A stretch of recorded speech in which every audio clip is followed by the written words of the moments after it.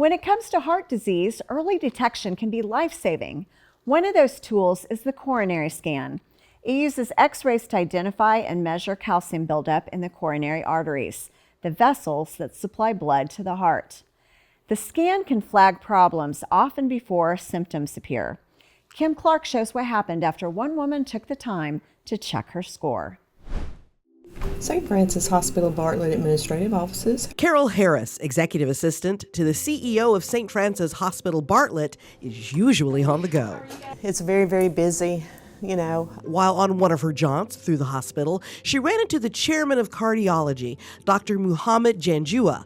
Pretty common since they've worked together for the last 10 years, but this time the doctor noticed something off. She told me that when she walked from her office to the cafeteria, by the time she reached there, she noticed that she's short of breath, her heart is racing, and some chest discomfort which she was not able to describe much, and wheezing at the same time. Carol, a relatively fit woman in her early 60s, blamed her symptoms on an earlier bout of bronchitis and put off Dr. Janjua's suggestion that she take a stress test. So he knew how busy I was, that I wasn't going to take a half a day and do a stress test. So he said, how about a coronary calcium score? After about a month of cajoling by Dr. Janjua, Carol finally agreed to take a 10-minute non-invasive coronary calcium scan, which measures the calcium buildup in her coronary arteries. Well, Carol's score in that scan was 676. Normal is 0. Well, that convinced Carol it was time to finally take that stress test, which she took and failed. The following day, Dr. Janjua placed 2 stents in her arteries. And he was looking at the blockage, and I had 99% blockage in my main, what they call the widowmaker artery, and I had 85% blockage in the other artery. The stents worked in the short term, but within 2 months, Carol needed double bypass surgery. Carol says she was in the right place at the right time, blessed to work at a hospital where a doctor spotted her symptoms on site, because many women have no idea they too could be on the precipice of heart attack or failure. Their symptoms are, majority of the time, shortness of breath, extreme fatigue, tiredness, racing heart rate, mild chest discomfort or jaw pain.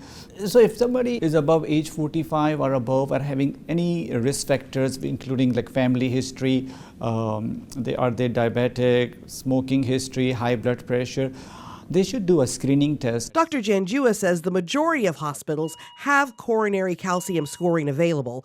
Any score higher than 400 is abnormal, and you should see a doctor immediately. So it's a wake-up call, you know, to not have any symptoms except for a little shortness of breath that I associated with just running around, that the heart disease truly is, now I know, a silent killer in women.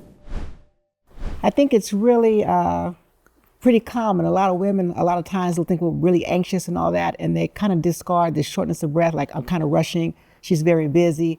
But when you're fatigued, shortness of breath, high blood pressure is another one that will present with a lot of fatigue that people will miss as well.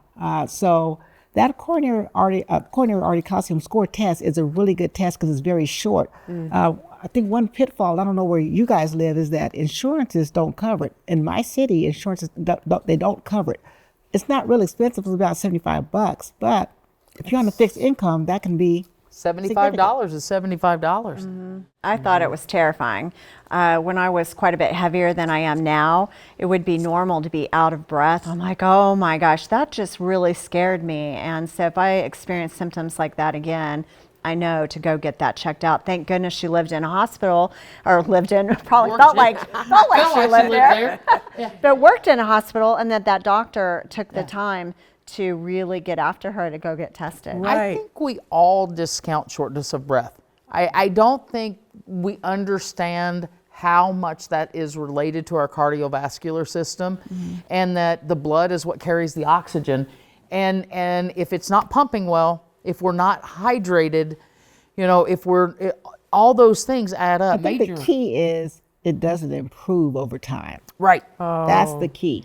Right, because I was watching that and I was thinking, I could discount all those symptoms. I've worked hard, been under stress, didn't get enough sleep, and written off all of it. But if it doesn't change over time, that is a wonderful tip, Dr. Ray. Right. Believe it or not, plaque that plaque buildup is what it's showing, but there actually is another test that has come out that has a software that picks up the non-calcified plaque, which is even more dangerous. And they try to convert that into plaque. Wow. Interesting. Okay. Not covered by insurance and very expensive. There's Of course. there's so much to know, There is so much really to is. know. and that's why we're talking about it.